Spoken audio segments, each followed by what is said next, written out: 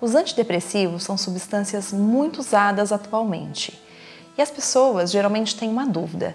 Afinal, antidepressivo é tudo igual?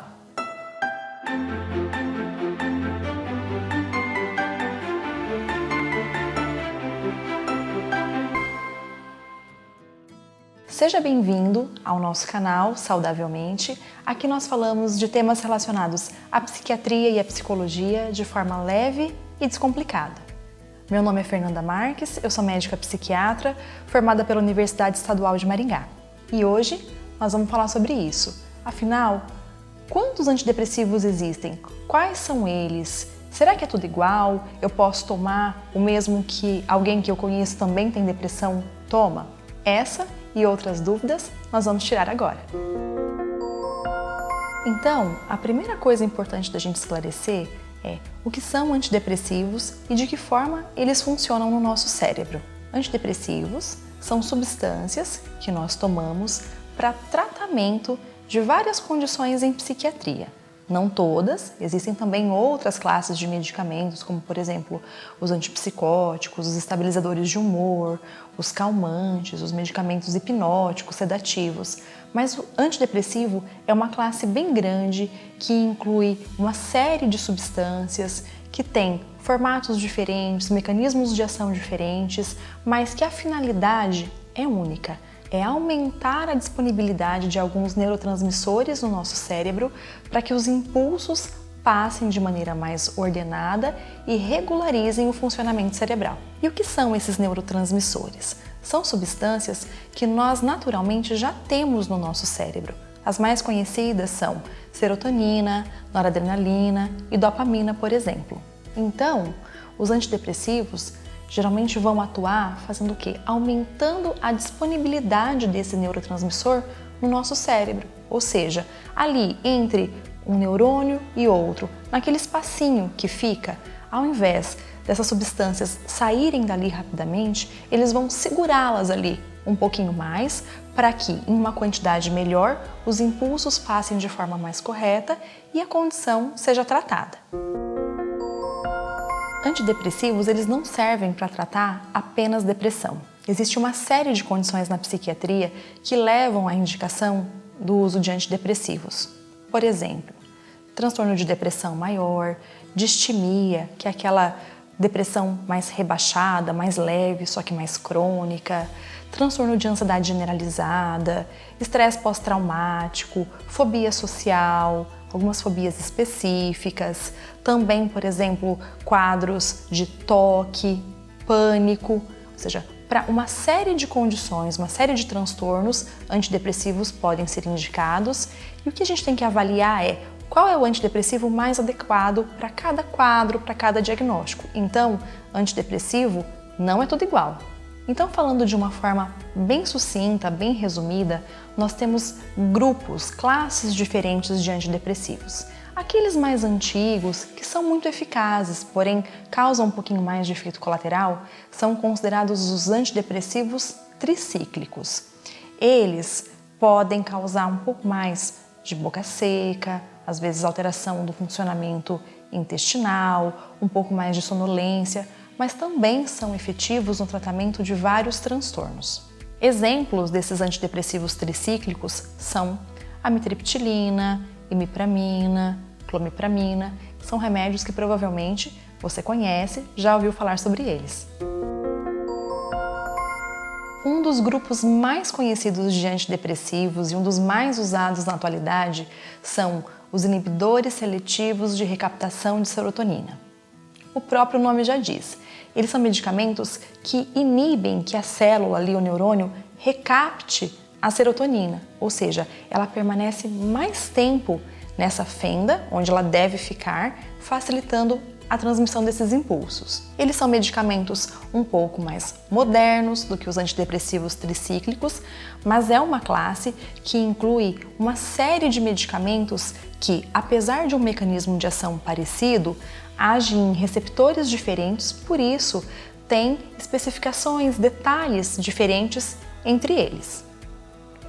Os exemplos mais comuns de inibidores seletivos de recaptação de serotonina são a fluoxetina, o citalopram, o escitalopram, a sertralina e a paroxetina, por exemplo. Mesmo pertencendo ao mesmo grupo, os antidepressivos também não são todos iguais. Ou seja, dentro dessa classe existem aqueles que podem causar um pouco mais de sedação, que têm um caráter mais ansiolítico, outros mais ativadores que tiram o sono, alguns que promovem um pouco mais de aumento do apetite, outros redução, alguns que podem ser usados, por exemplo, na gravidez, na lactação, outros que são contraindicados nesse período. Por isso, é muito importante, na sua avaliação, identificar qual é a sua condição clínica, quais as outras doenças você tem, se você está grávida ou pretendendo engravidar, se você tem uma redução ou um aumento do apetite, porque aí o antidepressivo vai ser escolhido de acordo com os seus sintomas e a sua condição. Outra classe de antidepressivos bastante conhecida e bastante usada atualmente são os antidepressivos duais. Eles aumentam a disponibilidade ali nessa fenda sináptica de substâncias que são a serotonina e a noradrenalina. Um exemplo dessas medicações são a desvenlafaxina, a venlafaxina e a duloxetina. Da mesma forma que nos inibidores seletivos de recaptação de serotonina, também por pertencerem ao mesmo grupo, não são moléculas todas iguais. Por exemplo, a desvenlafaxina tem uma ação muito reduzida para quadros ansiosos, enquanto a venlafaxina é considerada muito efetiva para eles. A duloxetina é usada também como um medicamento que atua tanto no tratamento de quadros depressivos, ansiosos, mas tem uma ação muito efetiva para dor. Por isso é muito comum outros médicos de outras áreas também prescreverem, como por exemplo reumatologistas, ortopedistas, porque são medicamentos usados para dores crônicas, fibromialgia e dores neuropáticas, por exemplo. Um outro antidepressivo também bastante conhecido é a bupropiona. Ela atua de forma diferente desses outros que eu citei, porque a bupropiona ela aumenta a disponibilidade de noradrenalina e dopamina. Ou seja, ela não age em serotonina. Ela é um antidepressivo um pouco mais ativador. Não trata muito bem condições como angústia e melancolia, mas dá um pouco mais de energia, vigor e ânimo por ser uma substância ativadora. Lembrando que a bupropiona, além de antidepressivo, também é usada para reduzir um pouquinho dos efeitos colaterais dos outros antidepressivos sobre a libido, auxílio na perda de peso, é usada para tratamento de tabagismo e também usada para tratamento de transtorno de déficit de atenção e hiperatividade.